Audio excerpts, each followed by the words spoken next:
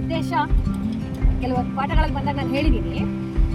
ನಮ್ಮ ಸಂವಿಧಾನ ಅಥವಾ ನಮ್ಮ ಕಾನ್ಸ್ಟಿಟ್ಯೂಷನ್ ಪ್ರಿಪೇರ್ ಆಗಿದ್ದು, ಭಾರತಕ್ಕೆ ಸ್ವತಂತ್ರ ಬಂದಿದ್ದು 1900 ಎಷ್ಟರಲ್ಲಿ? ಯಾವಾಗ ಸ್ವತಂತ್ರ ಬಂದಿದ್ದು? 1947 ಆಗಸ್ಟ್ 99 ಮೆಂಬರ್ಸ್ ಇದ್ರು.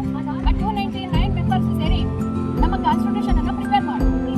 ಅದನ್ನ they are not the ordinary people. 300 members ಸಾಮಾನ್ಯದವರಾಗಿಲ್ಲ, ದೇ ಆರ್ ಪೊಲಿಟಿಕಲಿ ಎಮಿನೆಂಟ್ ಪೀಪಲ್ಗಳೇ ಇದ್ದಿದ್ದು ಅವರೆಲ್ಲರೂ ಕೂಡ. ಅವರೆಲ್ಲರೂ ಪ್ರಿಪೇರ್ ಮಾಡಿದ 3 years they take the time. Nearly 3 years time ತಗೊಂಡ್ಬಿಟ್ಟು ಅವರು ಕಾನ್ಸ್ಟಿಟ್ಯೂಷನ್ ಪ್ರಿಪೇರ್ ಮಾಡ್ತಾರೆ. ಪ್ರಿಪೇರ್ ಮಾಡಾದ್ಮೇಲೆ ಅದನ್ನ ಡ್ರಾಫ್ಟಿಂಗ್ ಕಮಿಟಿಯ ಪ್ರೆಸಿಡೆಂಟ್ ಚೇರ್ಮನ್ ಆಗಿದ್ದವರು doctor B R Ambedkar. Doctor B R Ambedkar ಅವರಿಗೆ ಅದನ್ನು ಕೊಡ್ತಾರೆ.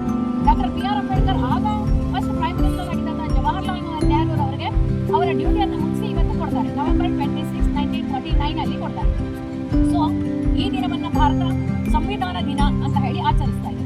ಹಾಗಾಗಿ ಇನ್ನು ನಾವು ನಮ್ಮ ಕಾನ್ಸ್ಟಿಟ್ಯೂಷನ್ ಅನ್ನ ಪ್ರಿಯಾಂಬಲ್ ಮಾತ್ರ, ಪೀಠಿಕೆನಲ್ಲಿ ಏನಿದೆ ಅನ್ನೋದನ್ನ ಇಂಗ್ಲಿಷ್ನಲ್ಲಿ ಮತ್ತೆ ಕನ್ನಡದಲ್ಲಿ ಎರಡರಲ್ಲಿ ಕೂಡ ನಾವು ಇವತ್ತು ಬೋಧಿಸ್ತಾ ಇದ್ದಾರೆ. ಮತ್ತೆ ನಮ್ಮೆಲ್ಲರ ಡ್ಯೂಟಿ ಕೂಡ, ನಾವೆಲ್ಲರೂ ಕೂಡ we are not above the constitution. ಕಾನ್ಸ್ಟಿಟ್ಯೂಷನ್ಗಿಂತ ದೊಡ್ಡವರು ನಾವು ಯಾರೂ ಅಲ್ಲ.